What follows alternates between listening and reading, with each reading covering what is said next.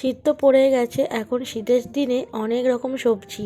তো সেই সব সবজি দিয়ে আজকে রাতে বানালাম খিচুড়ি। আর তার সাথে কি কি বানালাম ভিডিওটা দেখতে থাকো, অবশ্যই তোমরা বুঝতে পারবে। আর দুপুরে অনেক রকম রান্না বান্না হলো, তো চলো দেখতে থাকো, অবশ্যই তোমরা সব কিছু জানতে পারবে। হ্যালো এভরিওয়ান, কেমন আছো তোমরা সবাই? আশা করছি তোমরা সবাই খুব ভালো আছো, আর আমিও ভালো আছি। নতুন একটা ভিডিওতে তোমাদেরকে আরও একবার ওয়েলকাম।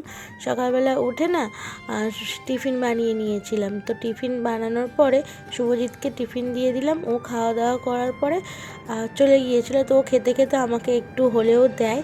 তো ও যখন যেটাই খায় আর কি, তখন আমাকে দিয়েই থাকে। তো ও খেলো, আমাকে একটু দিল, দিয়ে ও কাজে চলে গেল। আর আমি এদিকে বিছানাটাকে গুছিয়ে নিচ্ছিলাম।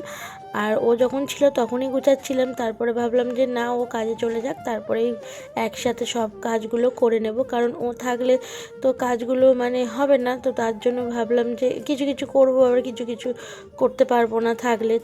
সেই জন্য আর কি ও চলে গেল। তারপরে আমি কাজ করতে শুরু করে দিলাম। আর এদিকে কিছু জামা কাপড় ছিল, সেই জামা কাপড়গুলো গুছিয়ে নিচ্ছিলাম। তো প্রত্যেক দিনই হয়ে থাকে, কারণ কাঁচা হয় তো প্রতিদিনই, সেই জন্য।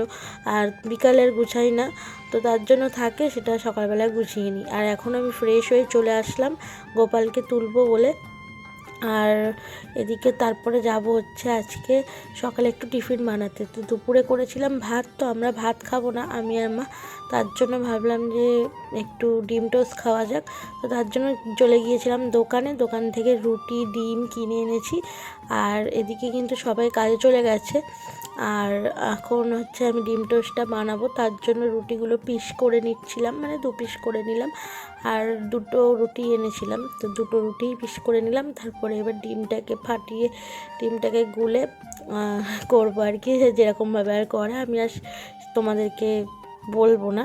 তো যাই হোক, এদিকে কিন্তু আমার ডিম টোস্ট প্রায় কমপ্লিটের দিকে। ডিম টোস্ট আর কতক্ষণই লাগে, তাই না?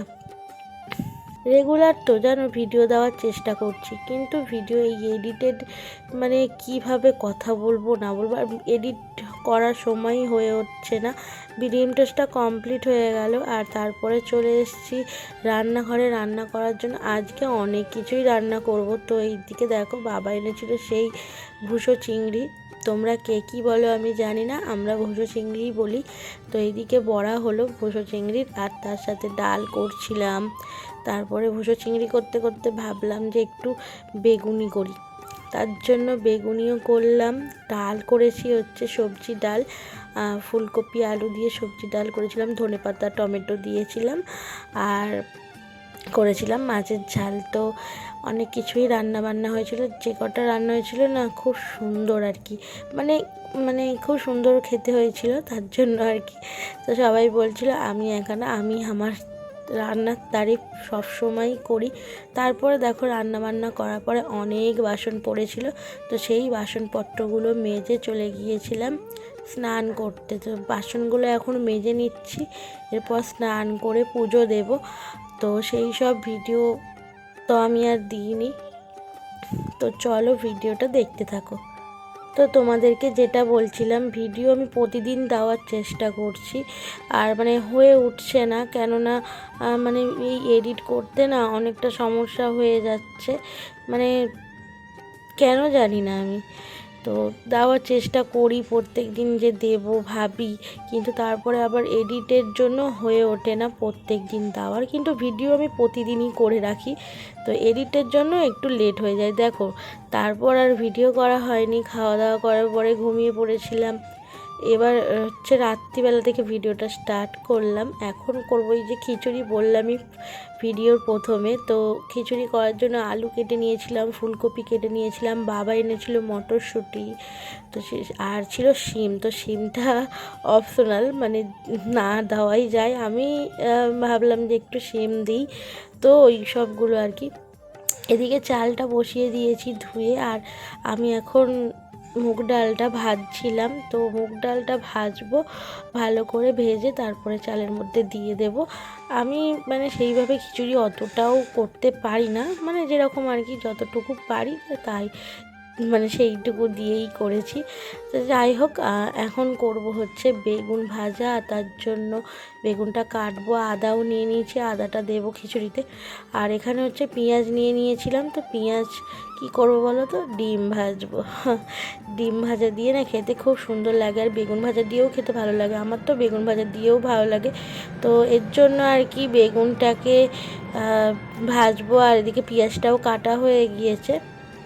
আর এখানে হচ্ছে খিচুড়ির জন্য যেসব সবজিগুলো দেব সেগুলো হালকা করে ভেজে নিচ্ছি, না ভাজলে না ভালো লাগে না। তো তার জন্য ভেজে নিচ্ছে। আর এদিকে কিন্তু আমার বেগুন কাটা কমপ্লিট হয়ে গেছে। অল্পই বেগুন কেটেছি, যাতে দু পিস করে হয় এরকম আর কি সবার, তো কেটেছি। আর এদিকে দেখো ফাইনালি আমার কিন্তু খিচুড়ি কমপ্লিট। আর এদিকে বেগুনটা ভেজে নিচ্ছি, এরপর হচ্ছে ডিমটাকে ভেজে নেব, তারপরে হচ্ছে রাত্রের ডিনার আমার কমপ্লিট হয়ে যাবে।